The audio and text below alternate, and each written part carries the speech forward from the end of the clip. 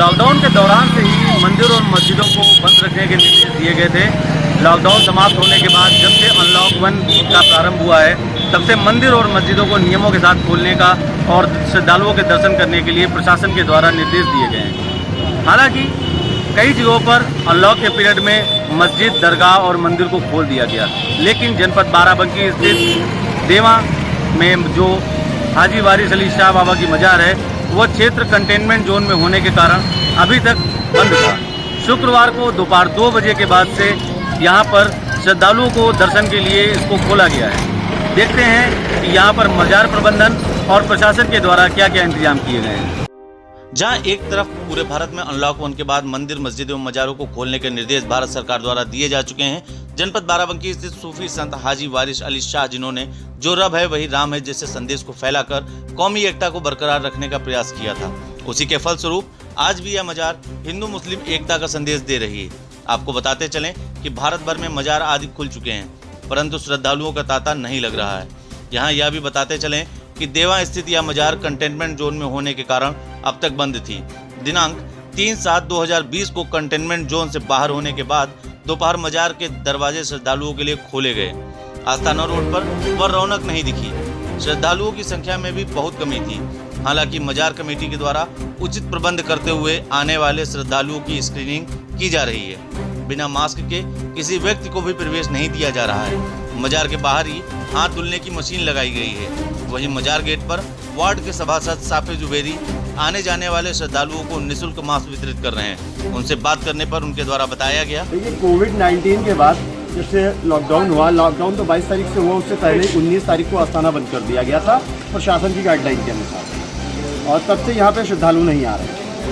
क्योंकि आस्थाना बंद था तो देवा का 60% व्यापार जो है वो आस्थाने की वजह से, इससे बहुत लोगों को दिक्कतें रहीं। फिर लॉकडाउन में तो खैर पूरे इंडिया का लॉकडाउन था, हर जगह व्यापार भी बंद था। लेकिन 3 महीने 15 दिन के बाद जब मज़ार अभी 2 दिन पहले शुक्रवार को खोला गया, 2 बजे से यह मज़ार खोला गया, श्रद्धालुओं के आने में बहुत कमी है। बहुत कम श्रद्धालु आ रहे हैं अभी, क्योंकि पूरी तरीके से ट्रांसपोर्ट नहीं स्टार्ट है। कुछ लोग अभी कोविड की वजह से नहीं आ रहे हैं, परंतु कुछ लोग ऐसे भी हैं जो श्रद्धा अनुसार आ ही रहे हैं। मज़ार का तो खुल गई, लेकिन आज भी आप देख रहे हैं जितना प्रसाद के व्यापार है तब पूरा बंद है पूरी तरीके से। जो लोग मज़ार रोड पे व्यापार करते थे, इनका व्यापार बंद है, क्योंकि प्रशासन की गाइडलाइन है कि अंदर कोई भी तरीके से प्रसाद नहीं चढ़ाया जाएगा। आस्थाना ट्रस्ट कमेटी उसको तो फॉलो कर रही है प्रशासन की गाइडलाइंस को, परंतु इन समस्याओं को भी ध्यान में देना चाहिए कि 3.5 महीने से जहां एक तरफ से सारे व्यापारी परेशान हैं, सिन्नी वाले परेशान हैं, श्रीनी वाले प्रसाद वाले, आज फिर उनके साथ वही समस्या है। आस्थाना खुलने के बाद उनको व्यापार नहीं मुहैया हो पा रहा, उनका व्यापार बंद है और उनके रोजी रोटी की दिक्कतें हैं। जहां एक तरफ कोरोना वायरस के चलते श्रद्धालुओं की संख्या में भारी कमी है, वहीं प्रशासन के निर्देशों के क्रम में सिन्नी, जिसे हम सब प्रसाद भी कह सकते हैं, को चढ़ाने पर रोक लगी हुई है। वहां लगी बंद दुकानों पर उपस्थित दुकानदारों द्वारा बताया गया, हमारे बहुत बड़ा असर पड़ा हुआ। हमारे जितने भाई लोग हैं, जितनी भी दुकानें हैं यहाँ पे, सब लगभग 3-4 महीने से बंद हैं और हम सभी लोग, व्यापारी लोग बहुत परेशान हैं। और आस्थाना कमेटी भी प्रसाद लेने से मना कर दिया है और इससे हम लोग को घर में रोजी रोटी के बहुत लाले पड़ गए हैं। कि हम आपके चैनल के माध्यम से मैं ये बात कहना चाहता हूँ कि मतलब आस्थाना कमेटी इतना ऑर्डर दे दे कि कम से कम जो बाहर के जो श्रद्धालु जो आते हैं वो आस्थाने अंदर मतलब प्रसाद ले जाए, जिससे हमारी लोगों की भी रोजी रोटी चालू हो जाए। हमारी रोजी रोटी 3.25 महीने से बंद है। आज पहला दिन है कि दुकान हम लोगों ने खोली, वो भी दुकान को परिवर्तन कर दिया। जो हमारा मेन प्रसाद चादर की जो दुकानें हैं, हम सब की दुकानें बंद हैं। तो आस्थाना कमेटी ने सब प्रसाद चादर फूल लेने से मना कर दिया और हम लोग दुकानदार अंदर सभी दुकानें हम लोग की बंद हैं। और आज हमने परिवर्तन करके प्रसाद घर ले जाने के लिए खोली दुकान, मगर इससे हम लोग का कोई वो नहीं है। हम लोग को कोई बेनिफिट इससे नहीं है। ये तो टेम्परेरी खोली, हमारी सारी दुकानें बंद है, सभी दुकानदार हम लोग बहुत परेशान। कम से कम नहीं तो आस्थाना कमेटी प्रसाद गेट से ही ले ले, ताकि प्रसाद भी चले और हम लोग की रोजी रोटी भी चले। मजार पर लगभग 4 माह बाद दर्शन प्रारंभ हुए हैं, जिसकी सूचना पाकर जनपद उन्नाव से आए जायरीन से बात करने पर उन्होंने कहा, जो है इधर करीब 4 महीने बाद आया हूँ और दर्शन करके बहुत अच्छा लग रहा है। व्यवस्था भी अच्छी है।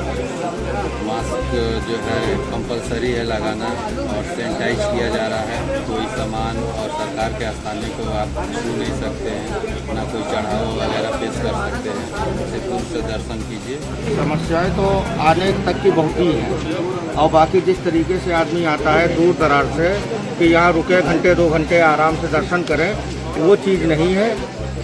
बाकी दर्शन तो उससे भी इजारत होती है, चाहे हम 2 घंटे में करें और चाहे 2 मिनट में करें। हालांकि प्रशासन एवं मजार प्रबंधन के द्वारा किए गए इंतजाम सराहनीय हैं और आने वाले जायरीन भी प्रबंधों से खुश हैं, परंतु यहाँ यह विचारणीय है कि आस्ताना रोड पर लगने वाली दुकानों की आजीविका कैसे चले। इस संबंध में विचार किया जाना अति आवश्यक है, क्योंकि आने वाले जायरीन किसी भी प्रकार का कोई प्रसाद आदि नहीं खरीद रहे हैं। जैसा कि आपने देखा कि यहाँ पर दरगाह समिति के द्वारा लोगों को हैंड वॉश कराया जा रहा है, बिना मास्क के किसी को अंदर नहीं आने दिया जा रहा है। और इसी के साथ यहाँ के सभासद शाफे जुबेरी जो निरंतर आस्ताना रोड के खुलने के बाद से यहाँ पर लोगों को मास्क वितरित कर रहे हैं। मंदिर में आपने यहाँ पर जैसे मंदिरों में व्यवस्था की गई है, ठीक उसी प्रकार यहाँ से भी व्यवस्था की गई है।